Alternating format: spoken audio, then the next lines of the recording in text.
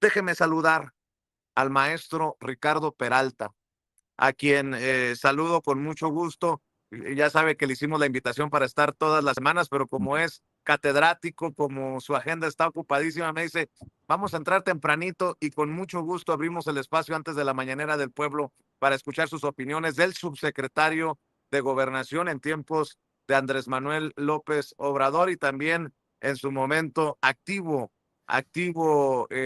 aspirante a diferentes cargos de voto popular.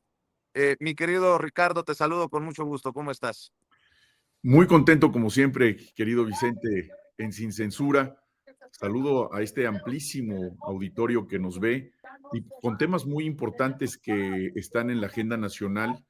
No cabe duda que la presencia de los medios electrónicos que iniciaron con todo ímpetu al inicio del sexenio del presidente Andrés Manuel López Obrador es otro de los grandes logros de la libertad de expresión y hay que estarlo recordando porque ustedes recuerdan cómo estábamos hace 7 años, hace 6 años respecto a los medios de comunicación tradicionales. ¿Quiénes eran los medios de comunicación tradicionales? ¿Cuál era la relación de estos medios de comunicación con esa liga criminal, podríamos decirlo, donde estos comunicadores se convirtieron en aristócratas, aristócratas que nadie está peleado con el dinero bien habido, pero que muchos de ellos ostentan una riqueza monstruosa, yo creo que única en el mundo, con yates, con departamentos, con inmuebles de altísima plusvalía, pero ese era el nexo de los medios de comunicación con el gobierno, una condición que estaba alejada totalmente de los medios de comunicación alternativos, electrónicos como este de Sin Censura, donde la gente escucha de manera masiva, donde escucha la verdad, donde escucha disidencia también, se vale, sin embargo, donde se escucha la voz del pueblo, también el punto de vista y el análisis de lo que ocurre en la agenda nacional. Claro. Y es importante recordarlo, Vicente, que no se quede simplemente en que sucedió y ya, sino se dio y ya porque existió una política de apertura hacia una nueva comunicación política, una nueva comunicación social, donde se democratizó a los medios de comunicación, ahora haciéndolos mucho más amplios, querido Vicente. Oye, Ricardo, un día después de la entrevista de hace una semana, la presidenta también exhibió a Federico Dorin en la mañanera del pueblo. Dije, seguramente lo está disfrutando Ricardo Peralta, porque pues demuestra a la presidenta que sí es un personaje muy oscuro, muy perverso, y hasta se burla de esta demanda, este proceso legal en el que estás incluido en contra tuya, contra no sé cuántos más por parte de Federico Dorin y del PAN, en donde están jugando un papel alucinante, ¿no? En la irrelevancia, quieren opinar de todos los temas, hasta del paquete económico, todo lo critican. En fin, iniciamos, si te parece, con tus visiones de los temas que están para el debate público en estos momentos.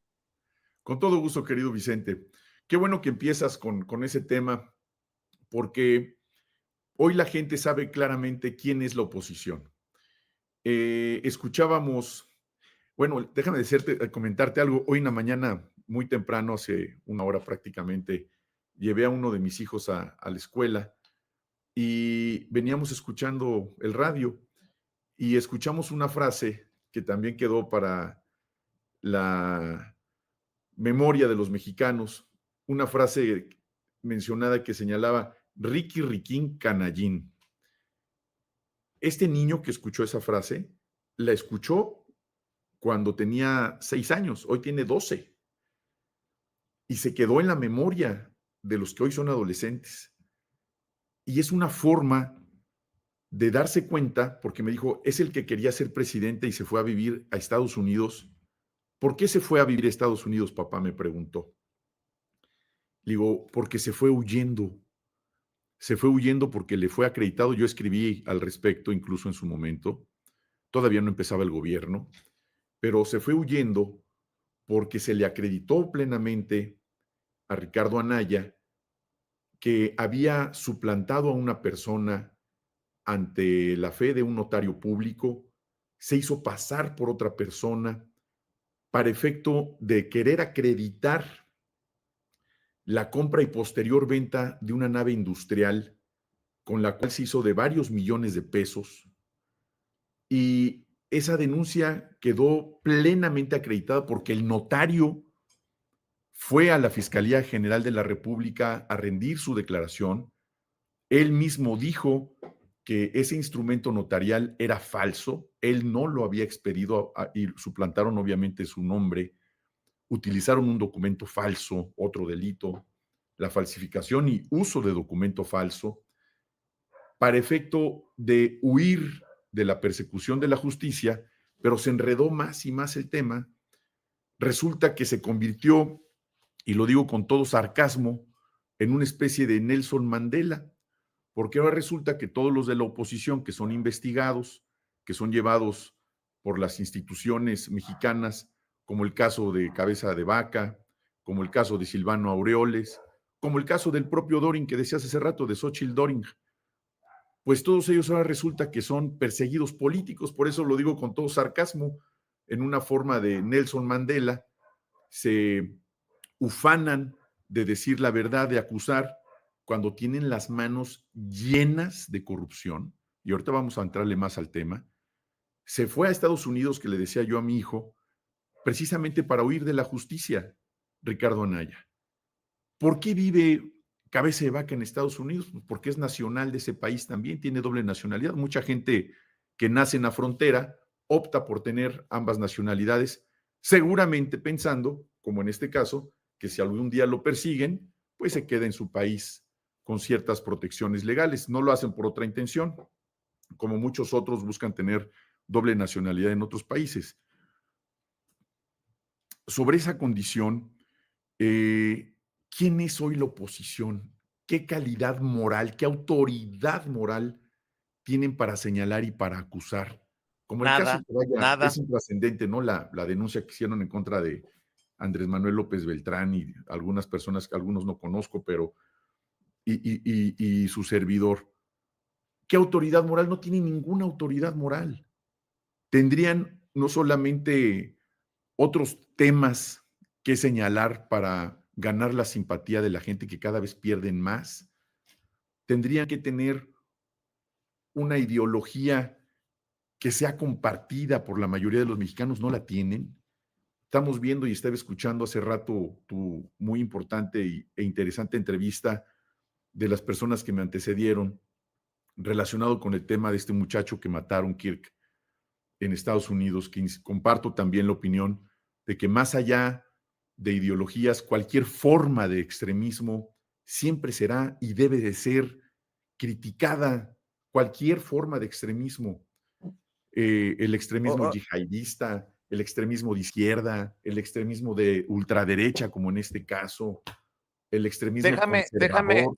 déjame poner sobre la mesa algo, Ricardo. Este asesinato político en Estados Unidos se da a horas de que Alito Moreno estaba casi, casi aplaudiendo lo que pasaba en Nepal, y muchos de la derecha diciendo, ¿cuándo habrá mexicanos valientes que se atrevan a hacer lo mismo? Imagínate nada más la, la, la, la tontería, la grosería, ahora que saben que la violencia, eh, no sé, se me revuelve el estómago. Perdón, Ricardo, pero quería No, pero ponerlo sobre la mesa qué porque bueno que algunos lo sí están señalas. dispuestos a la violencia. Qué bueno que lo señalas. Es otro caso de extremismo. Se me olvidaba Alito. Nada más me estaba refiriendo yo a puros panistas, pero son lo mismo. El PRI y el PAN, lo mismo, lo mismo. Es un abuso, incluso. Yo tengo 53 años, tengo una gran salud, hago deporte. Por un tema de principios, querido Vicente, soy padre de familia, soy profesor universitario, tengo mi despacho hace muchísimos años, 20 años cumplo con mi despacho este año, por cierto. Eh, Crecí muy, muy querido en mi casa de niño. Eh, yo creo que esos valores, esos principios, hacen que vayas también forjando legados para la gente que te ve. Son ejemplos que los alumnos, tus hijos, la gente que te rodea, la mayoría de mis colaboradores son mucho más jóvenes que yo. Es decir, si son personas públicas, lo menos que pueden hacer es tener una conducta intachable. Si son personas públicas y además representantes populares, deberían de tener conductas ejemplares que puedan emular a una persona el día de mañana, sustituirlos en una representación en cualquiera de las cámaras. Y es el caso de todos, de los que acabo de mencionar, Ricardo Anaya, Federico Doring. Insisto, si los metes a todos en una licuadora, a Ricardo Anaya, Federico Doring, a Alito, a Lili Telles, a Xóchitl Gálvez, en este caso y en este ejemplo, el producto es cero, cero inspiración, cero ejemplo social, cero discurso, cero argumentación. Hacen perfectamente bien su papel de lo que hoy significa la oposición mexicana, una nulidad. Hoy aparecer en Atypical es el beso más grande del diablo. Quien vaya a Atypical ya es el más bajo grado de denostación pública. Pareciera que es y lo digo con respeto, pareciera que es un pabellón de San Bernardino. Es una catarsis ahí entre personas que sin tema, sin propuesta, con un odio tremendo, con un rencor tremendo por haber perdido precisamente ese presupuesto público, porque los que aparecen ahí son los únicos que han sido vividores toda su vida. Y Federico Doring es uno de ellos, al igual que Ricardo Anaya. ¿Qué otro trabajo se les conoce en lo privado? ¿Qué otra No, actividad académica se les conoce como para poder ostentar una vida de riquezas que llevan? Porque yo creo que ahí ha faltado a la autoridad exhibir, como lo mencionó la presidenta Claudia Sheinbaum, y yo creo que lo hace con todo sigilo, porque pues la investidura de presidenta debe guardar ese sigilo, pero yo te aseguro que debe haber verdaderos expedientes con la información de todos los ilícitos que estos personajes han realizado durante su te, vida. fa- te faltó uno que anda muy alebrestado, Felipe Calderón, diciendo que se Ah, acabó bueno, la democracia en Georgetown. ¿Qué? Ya el bueno, colmo de los qué colmos. bueno que lo señalaste.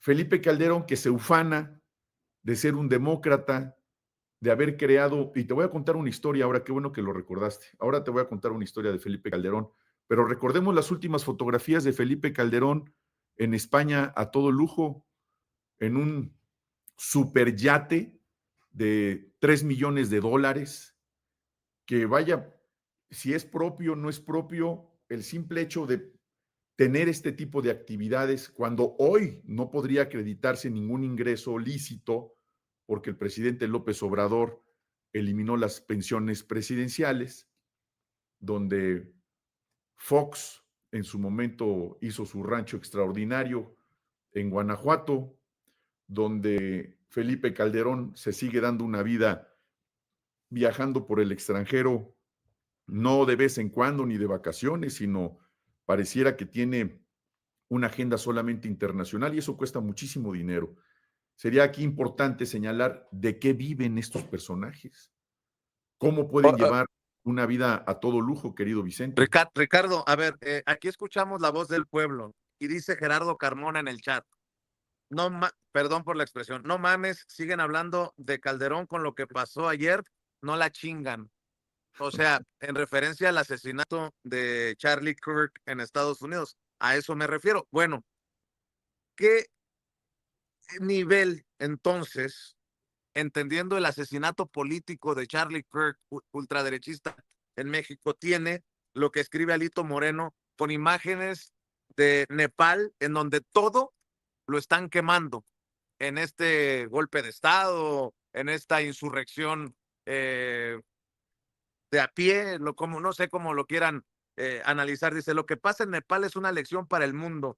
Cuando un gobierno rompe la normalidad democrática, destruye las instituciones, persigue opositores, calla a quienes piensan distinto y reprime la libertad de expresión, el pueblo tarde o temprano se levanta, porque los pueblos se cansan de las dictaduras, se cansan de los abusos, de la represión y del autoritarismo, y cuando eso pasa no hay poder que pueda detener su voz.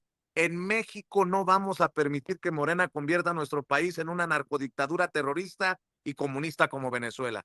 ¿No es una incitación a la violencia? entendiendo, pues, como dice este señor en el chat, lo que pasó ayer en Estados Unidos. Ahí te la dejo para tus comentarios, Ricardo.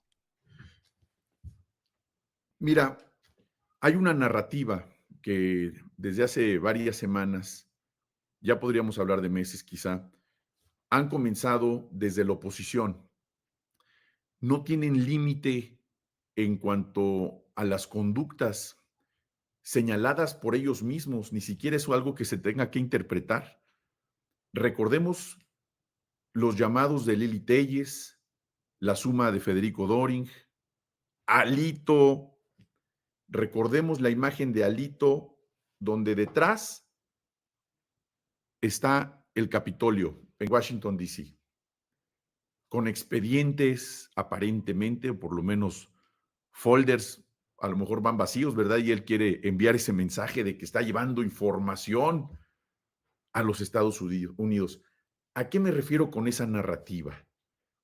Es una narrativa donde se han puesto de acuerdo entre todos ellos, tanto los del PRI como los del PAN, queriendo señalar actos supuestamente delictivos ante un país extranjero.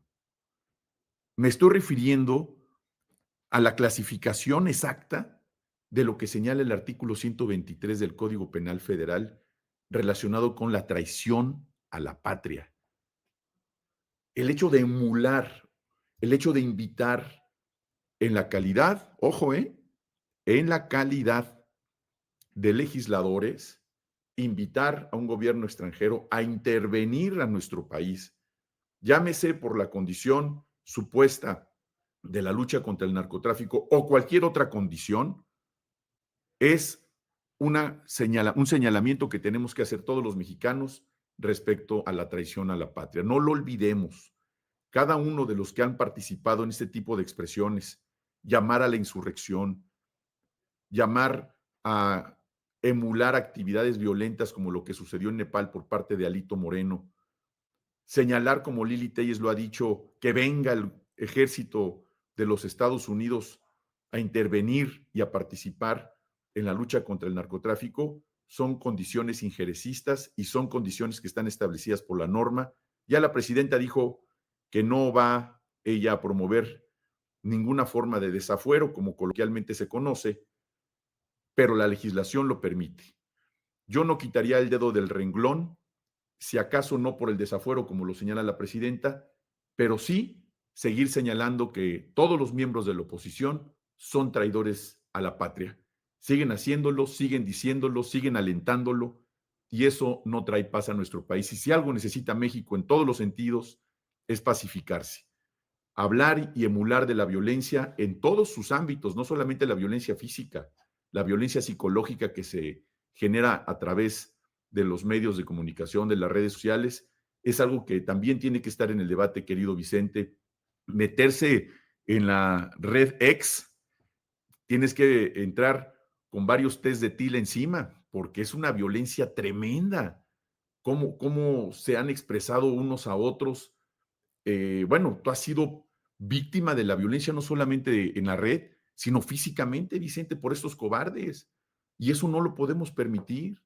Se tiene que buscar, si no regularlo, sí tener un acuerdo de civilidad para mantener un debate, una argumentación de alto nivel en nuestro país, porque hay temas muy importantes, muy serios, que ciertamente requieren de mexicanos patriotas y no de una oposición como hoy la tenemos, que lo digo de dos formas. ¿Es necesaria la oposición? Claro que sí, una oposición responsable, una oposición inteligente, metódica, que tenga planeación en sus argumentos, pero una oposición que se pone de acuerdo para emular la violencia, para organizar una traición a la patria, tiene, insisto, una serie de conductas que es todo el catálogo del Código Penal Federal que se les podría imputar, y por eso todo el tiempo están buscando ser legisladores para que con toda impunidad estén cometiendo estas tropelías que no le permitiríamos a alguien que no tiene ese fuero. Por eso lo Así hacen es. desde ahí y lo han hecho durante muchos años. Todos ellos, y la historia no los va a perdonar, han sido traidores a la patria desde hace décadas. veamos dónde han vivido y dónde han crecido sus hijos, cómo le han hecho para que unos y otros hayan vivido en Atlanta, en Boston, en la Universidad de California, algunos estudian sus hijos, etcétera.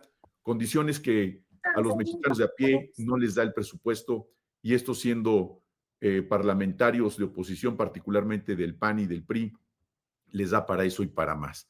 Insisto, no es una condición que si la persona tiene la posibilidad legal de darle a eso a su familia, adelante.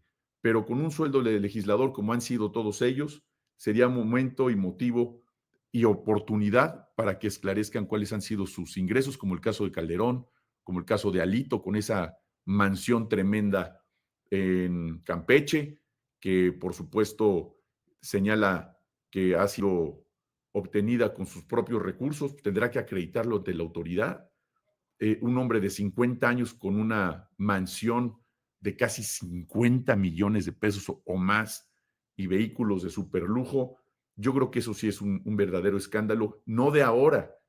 Yo te voy a dar una información más adelante, hablando de los enriquecimientos, de todo lo que se ha descubierto con muchas investigaciones, desde dónde se han venido amasando esas fortunas, y que llegada la cuarta transformación, la intención y el ejercicio del presidente López Obrador de darle ese énfasis para acabar con ese cáncer que ha afectado tanto a nuestro país, se hicieron, se siguen haciendo, y hoy la presidenta Claudia Sheinbaum no solamente lo está haciendo, sino es una mujer que tiene una aceptación de más del 77% de aprobación de toda la población. ¿Por qué? Porque ha sido congruente con el discurso, ha sido congruente con lo que está haciendo su equipo desde el área de seguridad, desde las distintas instancias de gobierno, donde se demuestra con hechos de gobierno. La mejor campaña política, una vez que acaban las campañas, es hacer un buen gobierno, sobre todo un gobierno congruente en favor de la gente que más lo necesita. Y Oye, tiene que ver Ricardo, todo esto. Sí, amigo. Ricardo, antes de que empiece la mañanera del pueblo, la gente nos está reclamando. Y la anécdota de Calderón. Ah, fíjense, yo fui a una comunidad, a Michoacán, en la Tierra Caliente michoacana. Mi familia es de Guerrero, que está pegado a Michoacán, precisamente en la zona de Tierra Caliente, y me es muy familiar estar por allá porque así lo he hecho desde niño. Es un evento que fui precisamente para iniciar la pacificación. Todavía fue una de las herencias que el prianato dejó en nuestro país, y había mucha gente que todavía utilizaba métodos ilícitos para salvaguardar su patrimonio. Y fuimos a platicar precisamente con esas comunidades. Se juntaron más de 35,000 personas. Logramos que cambiara la condición de estos con la promesa de la creación de la Guardia Nacional, que en su momento lo fue, sin duda. Y conocí un grupo de muchachos que me llamó mucho la atención, porque algunos no tenían una mano, otros tenían cicatrices visibles impresionantes en la cara. Algunos de ellos me llegaron a mostrar sus cicatrices en los hombros, en las espaldas, y eran machetazos. Eran personas que habían sido lesionadas, que ya algunos de ellos tenían más de 20 años, 18 años, pero esas lesiones se las hicieron cuando eran niños y les llamaban los huérfanos de Calderón. Y resulta que fueron víctimas de los grupos de la delincuencia organizada en ese estado de la familia michoacana, estado que gobernó Silvano Aureoles, también estado donde la Tuta, uno de los líderes de esa banda, públicamente señaló a la hermana de Felipe Calderón que se habían arreglado con ella. Y estos niños fueron testigos cuando ingresaban a su domicilio esta banda de delincuentes malvados, asesinos, secuestradores. Vieron y fueron testigos de cómo mataban al papá, a la mamá, violaban a alguna de sus familiares y les dejaban estas marcas permanentes de mutilación, de cicatrices visibles, para que se quedaran con el testimonio permanente de quién había sido o quién es la familia michoacana, quiénes eran los templarios.